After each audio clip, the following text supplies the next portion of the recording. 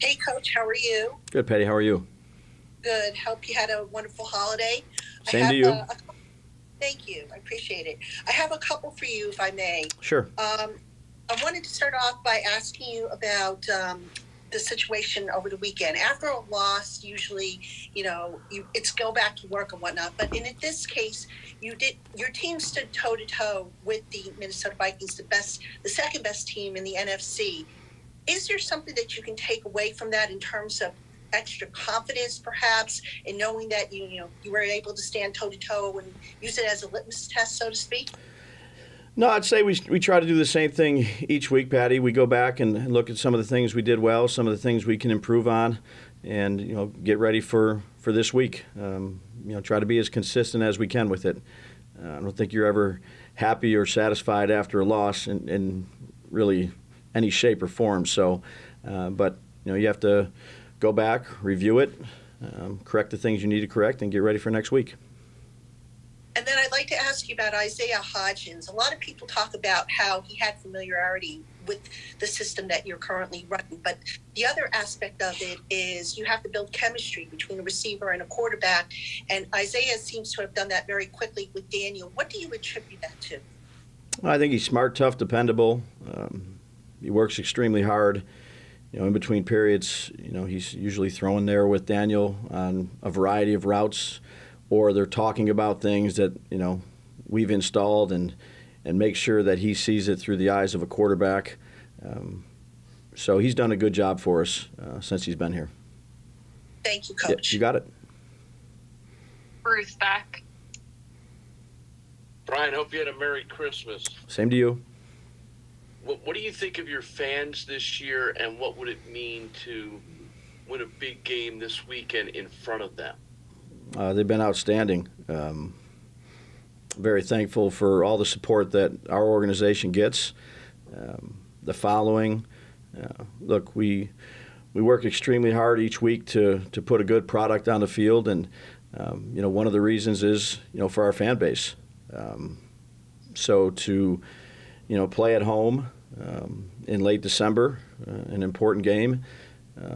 It's important to us. I know it's important to them, and we'll do everything we can do to be ready to go.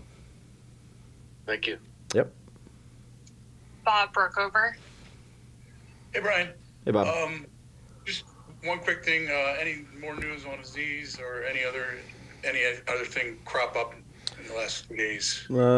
No, I'd say, normal bumps and bruises. I think Aziz has got treatment the last couple of days. We'll see where he's at, tomorrow, the next day, all the way through Friday, and, we'll see if he's able to go.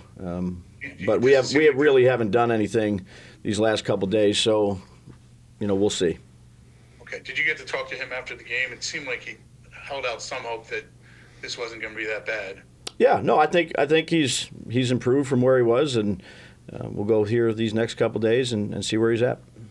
The other thing I want to ask you is, so it's always the biggest game because it's the next game, but obviously this game right in front of you is the chance to be in the playoffs, regardless of what else happens anywhere else. Do you make that point to them this week that this is a playoff game, more or less? No, it's our next game. I think everybody knows. I think everybody knows what you just said. But what we can control is, again, the same stuff we try to control each week, is making sure we're prepared, ready to go, and go out there and put our best foot forward. And the one last thing is, you get to watch the team that you have to play this week tonight, and they're going to start Nick Foles. How closely do you watch that game?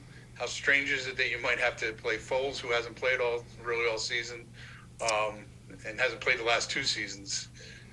Well, yeah, certainly we'll watch that game. We'll watch it on television. We'll watch it when we get the coaches tape in. And again, your job as a coach and a player is to prepare for whoever you're going to face. So that's what we'll have to do. Thank you. Yep, you got it. Brian Dunleavy. Hey, Brian, how are you? Good, Ryan. How are you? Good. I got three things for you. McKinney and Adoree, any chance they're, limited in practice, back on the field this week, trending towards playing, or same as where they've been? I don't have enough to give to you. I think Adorie's making progress in the right direction. Again, where that is, I think we'll see by the end of the week. But definitely he's making progress. So there's a chance. So see by the end of the week. So there's a chance. Yep, we'll see by the end of the week. Yep. Okay. Saquon's fourth quarter runs the last couple days. I mean, I felt like you made a point after the Washington game of saying he ran like a power back, which oftentimes critics of him say he doesn't. And then he certainly did on that fourth quarter touchdown run against Indy. Against Minnesota? What have you seen from him specifically in the fourth quarter with maybe kicking into another gear and lowering his shoulder? Yeah, no, look, Saquon's done a good job for us all year. He runs hard. I think he makes good decisions with the ball and where to run it, and he's a talented player. So, he's one of our better players. So, good players have to play well, particularly in the fourth quarter of close games. And then the last thing to follow up on Bob, like you said, everybody knows it, that it's a win and in kind of game. How do you've been in enough of those, in your career with other places, you really don't approach it any differently? You really kind of ignore the elephant in the room with the guys? I know that's your public message, but with the guys, you really just keep it biggest game, next game. You don't have to address, the elephant in the room, that there's a little more meaning, control your own destiny this game where you didn't have that against Washington or Minnesota. I think we just try to control our own destiny each week by trying to win a game. And the goal is always to try to go 1-0, and that'll be no different this week. Thanks, Brian. You got it. Paul Schwartz. Hey, Brian. Hey, Paul. Hey, I'm going to try to crack this nut a little more about the playoffs and things. Just as far as you've been around so many different teams that at this point of the season, they've been out of it, right? Playing for pride, as they say. Teams that have clinched, teams that are in your situation where there's, a chance whether you win or you need help, that kind of thing. Have you noticed that this time of year is a different motivator often for teams that are out of it? Maybe the coach has to, let's finish strong, and teams that are in it, you know what I'm saying? I mean, it's no, not I know what you're saying. Yeah. Again, as a professional, we all have a job to do, and you take a lot of pride in your work, regardless of where you're at the season, what the records are. I mean, everybody's a professional in this business. Myself, the coaches, the players, the scouts, you guys, we're all professionals. And I think the best thing you can do is just control what you can control, which is the things you need to control this week. All the other things, there's no real sense in. Everybody knows what the game is this week. I think what's the most important is, how do we improve our blocking, our decision making, getting off blocks, our tackling, our units, everything. All that stuff is really what matters, and that's where our focus needs to be. Have you found in your experience as a coordinator and an assistant, and maybe in this time as a head coach, that when you're trying to get them to concentrate on different blocks, concentrate on coverage, concentrate on all the little things you think are important to win a game, that their ears are open wider now because of what could come next, as opposed to they know in 2 weeks they're going home and that's it? Yeah, I think that's, you bring the right type of people in your organization who, again, are professionals. This is important to all of us. This is our jobs. And I think that when you have the right people in your building, again, regardless of your record or anything like that, you want to go out there and put your best foot forward and do everything you can do to win that week. Thanks, Brian. You got it. Ed Valentine. Hey, Brian, I've got two for you. Okay, Ed. The first is sort of a bigger picture question. You guys are in position to clinch a playoff spot, but not a lot of people expected that this year. Did you, I guess the way I want to ask it is, did you expect it, and to what do you attribute, the success that you've had so far? Yeah, I think when you start out, this is our first year trying to implement our systems and, put together the best team we can possibly put together and go out there and do everything we can do each day to win that day. And if you do that and concentrate on those things, then hopefully the results will come. They don't always come. I've said that before. We've seen that obviously this year. But focus on the things that are important, and hopefully you get the results that you're working hard to get, and constantly monitor really everything, whether it's scheme, decision making, practice habits. You evaluate the film and correct the mistakes that you got to make. I mean, those are the things that I focus on, and I think that our coaches focus on, and that trickles down to the players focusing on the things that they can control.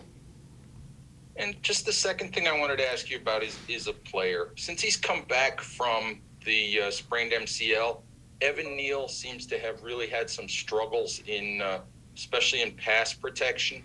What are you seeing from Evan over the last couple games, and where do you think he really needs to get better the final couple of weeks? I'd say Evan's improved since he's gotten here. And really, all of us can continue to improve and get better in the things that we need to get better in. Not just Evan, really everybody on our team, starting with the coaches all the way down to our players, and that's what we'll try to work on. But he's smart, he's tough, he's dependable. He's done a lot of good things too. Thank you. Yep. Jordan Renan. Hey, Brian, what's going on? Hey, Jordan, how are you? Hey, just real quick on Adoree', you said you're going to see by the end of the week. It sounded like you're at least anticipating him practicing this week. Is that a fair assumption there? I'd say we'll see on that. Again, each week he's gotten progressively better. Tomorrow will be a walkthrough, so we'll see where he's at with the trainers and the stuff, the rehabbing that he's doing, and then by the end of the week we'll see. Maybe he will be, maybe he won't. I think it's too early to give you that answer. And then I'm curious where making the playoffs was, or was it on your list of goals? Like, obviously you're trying to build a program here, right, in year one. Where was making the list on your list of goals, or was it even a goal for you? Yeah, no, I just say we try to, we try to win each day. I think if you stack good days together, and that leads to good weeks, as you keep going throughout the season, you improve, and just improving, I'd say overall, our play, our coaching, keep doing that all the way through.